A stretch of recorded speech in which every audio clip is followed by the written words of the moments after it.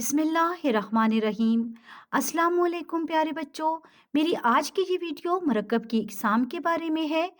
मैंने आपको अपनी पिछली वीडियो में मरकब के बारे में बताया था कि जब हम दो या दो से ज़्यादा कलमात को तरतीब देते हैं और लफ्ज़ों का मजमुआ बहमानी होता है तो उसे मरकब कहा जाता है। मसलन ठंडी हवा, गर्म पानी, बूढ़ा आदमी, पुराना घर, लायक बच्चा वगैरह। बच्चों, मरकब की दो इकसाम हैं। पहली को हम मरकब नाकिस और दूसरी को मरकब ताम कहते हैं। सबसे पहले हम मरकब नाकिस के बारे में जानेंगे।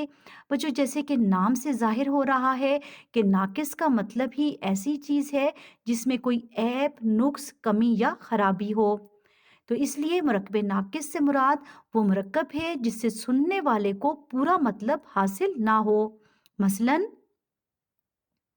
अच्छा लड़का, गरम चाय, पुराना घर वगैरह। बच्चों, आपने इन मिसालों को देखा।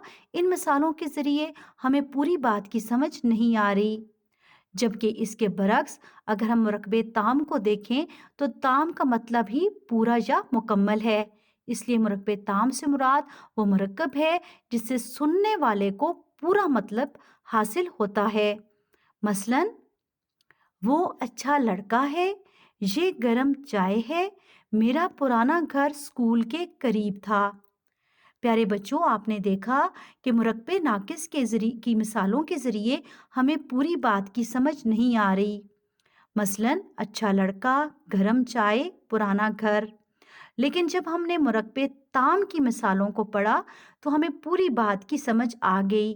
मसलन वो अच्छा लड़का है, ये गरम चाय है, मेरा पुराना घर स्कूल के करीब था। इसलिए प्यारे बच्चों, मुरक्बे ताम को मुरक्बे मुफीद या जुमला भी कहते हैं।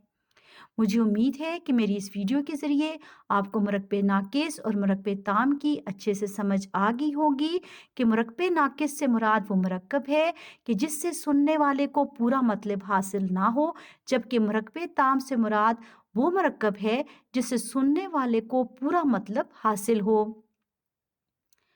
अगली वीडियो के लिए अल्लाह हाफिज़।